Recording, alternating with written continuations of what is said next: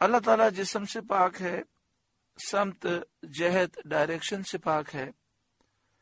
عرش پر استوا فرمایا، اس کی کیا معنی ہے اللہ جانتا ہے، اس کے حبیب جانتے ہیں۔ جیسا استوا اس کی شان کے لائق ہے ویسا اس نے استوا فرمایا۔ ما لکم من دونہ من ولی ولا شفیع، اس سے چھوٹ کر تمہارا کوئی حمایتی ہے اور نہ کوئی سفارشی ہے۔ یعنی اے گروہ کفار، جب تم اللہ تعالی کی راہ رضا اختیار نہ کرو اور ایمان نہ لاؤ تو نہ تمہیں کوئی مددگار ملے گا جو تمہاری مدد کر سکے، نہ کوئی شفیع جو تمہاری شفاعت کرے۔ افلا تتذکرون، تو کیا تم دھیان نہیں کرتے؟ یدبر الامر من السماء الى الارض، کام کی تدبیر فرماتا ہے آسمان سے زمین تک، یعنی دنیا کے کاموں کی تدبیر فرماتا ہے قیامت تک۔ قیامت تک ہونے والے کاموں کی اپنے حکم کے ذریعے، اپنے امر کے ذریعے، اپنے قضاء و قدر کے ذریعے تقدیر مقرر کر کے کاموں کی تدبیر فرماتا ہے۔ ثم يعرج الیہ فی یوم کان مقدارہ الف سنۃ مما تعدون، پھر اسی کی طرف رجوع کرے گا اس دن کے جس کی مقدار 1000 سال ہے تمہاری گنتی میں۔ دنیا کے فنا ہونے کے بعد امر اور تدبیر اسی کی طرف رجوع کرے گا اس دن میں کہ جس کی مقدار 1000 سال ہے تمہاری گنتی میں، یعنی دنیا کے دن کے حساب سے وہ 1000 سال ہے، اور وہ دن قیامت کا دن ہے۔ قیامت کے دن کی لمبائی بعض کافروں کے لیے 1000 سال کے برابر ہوگی اور بعض کافروں کے لیے 50,000 سال کے برابر ہوگی، جیسا کہ سورہ معارج میں ہے، تعرج الملائکۃ والروح الیہ فی یوم کان مقدارہ 50,000 سنہ، فرشتے اور روح الامین عروج کرتے ہیں اس کی طرف اس دن میں جس کی مقدار 50,000 سال ہے۔ اور مومن پر یہ دن ایک فرض نماز کے وقت سے بھی ہلکا ہوگا، جو فرض نماز مومن دنیا میں پڑھتا تھا، جیسا کہ حدیث شریف میں موجود ہے۔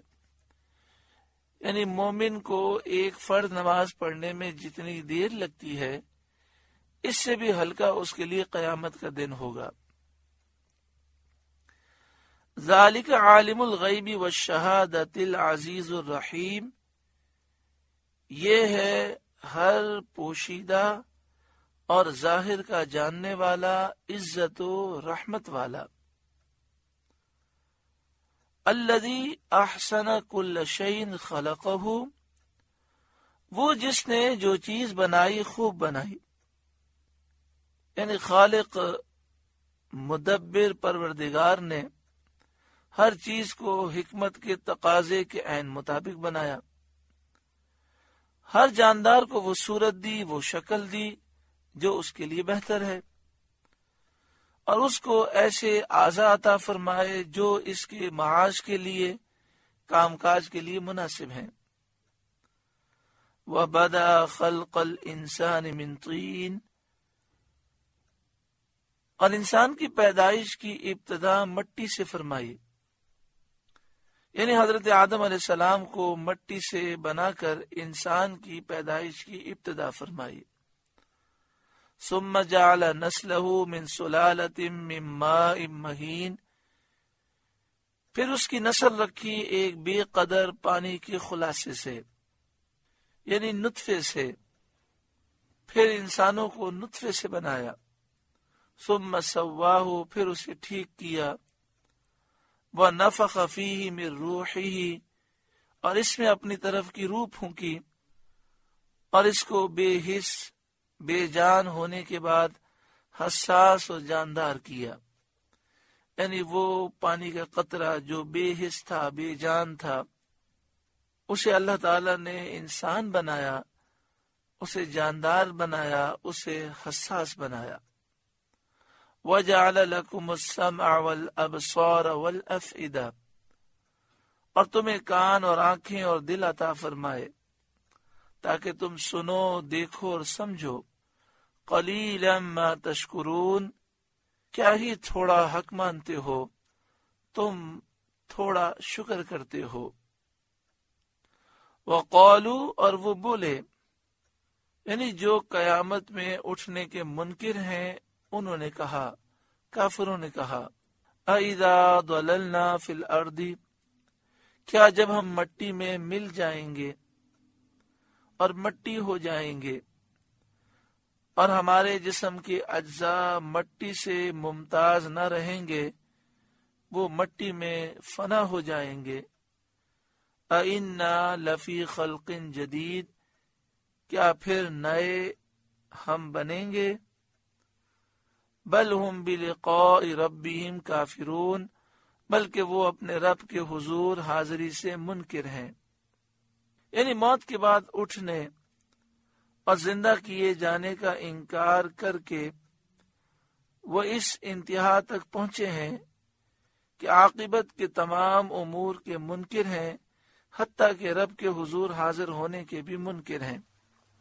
یعنی ان کافروں نے موت کے بعد دوبارہ زندہ کیے جانے کا انکار کیا، یہاں تک کہ وہ اس انتہا کو پہنچ گئے کہ انہوں نے قیامت کے تمام معاملات کا انکار کیا، حتیٰ کہ اللہ کے حضور حاضر ہونے کا بھی انکار کیا۔ بل ہم بلقاء ربہم کافرون، بلکہ وہ اپنے رب کے حضور حاضری سے منکر ہیں۔ قل، اے محبوب آپ فرمائیے، یتوفاکم ملک الموت الذی وکل بکم، تمہیں موت دیتے ہیں موت کے فرشتے جو تم پر مقرر ہیں۔ لیکن حقیقی طور پر موت دینے والا تو اللہ تعالیٰ ہے، لیکن یہاں فرمایا محبوب آپ فرمائیے تمہیں ملک الموت موت دیتے ہیں جو تم پر مقرر ہیں۔ اس سے مراد یہ ہے کہ حقیقی طور پر موت دینے والا اللہ ہے، ملک الموت اللہ کے حکم سے موت دیتے ہیں۔ تو اللہ کے نیک بندے جو کام اللہ کے اذن سے کرتے ہیں تو ڈائریکٹ ان کی طرف نسبت کی جا سکتی ہے، یعنی یہ کہا جا سکتا ہے کہ ملک الموت باذن اللہ روح قبض کرتے ہیں، موت دیتے ہیں۔ بہت سے فرشتے روح ڈالتے ہیں، زندگی دیتے ہیں، بہت سے فرشتے شفا دیتے ہیں، بہت سے فرشتے بارش برساتے ہیں، روزی دیتے ہیں باذن اللہ۔ تو اسی طرح انبیاء اور اولیاء بھی اللہ کے اذن سے لوگوں کی مدد کرتے ہیں اور کائنات میں تصرف کرتے ہیں۔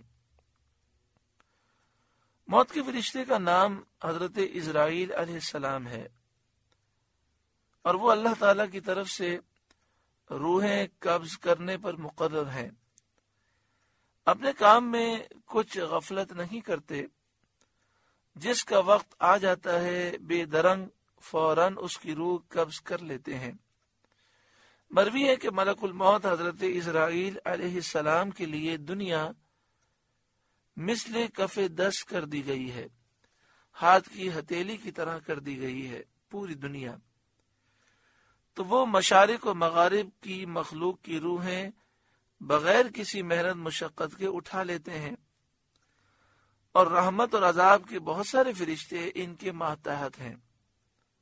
اللہ تعالیٰ نے جو فرشتوں کو، انبیاء کو، رسولوں کو، اولیاء کو طاقتیں دیں، وہ ساری طاقتیں اپنے محبوب کو بھی عطا فرمائیں، بلکہ جسے جو ملا نبی اکرم صلی اللہ علیہ وسلم کے صدقے و طفیل ملا، اور اللہ نے اپنے محبوب کو وہ فضیلتیں عطا فرمائیں جو کسی کو بھی نہیں عطا فرمائیں۔ تو نبی اکرم صلی اللہ علیہ وآلہ وسلم کے خادم ہیں حضرت عزرائیل علیہ السلام۔ جب خادم کی یہ شان ہے کہ پوری دنیا ہتھیلی کی مثل ہے اور مشرق و مغرب میں ایک ساتھ ہزاروں روحوں کو قبض کرتے ہیں، ہر جگہ پہنچ بھی جاتے ہیں، بیک وقت پہنچتے ہیں، بیک وقت دیکھتے ہیں، بیک وقت وہ تصرف کرتے ہیں۔ اللہ نے اس سے زیادہ طاقتیں اپنے محبوب کریم صلی اللہ علیہ وآلہ وسلم کو عطا فرمائی۔ ثم الی ربکم ترجعون، پھر اپنے رب کی طرف تم واپس جاؤ گے، تم لوٹائے جاؤ گے، اور حساب اور جزا کے لیے زندہ کر کے اٹھائے جاؤ گے۔ سورہ سجدہ کا پہلا رکوع مکمل ہوا۔ اللہ تعالیٰ اس رکوع کے نور سے ہمارے قلوب کو روشن منور فرمائے۔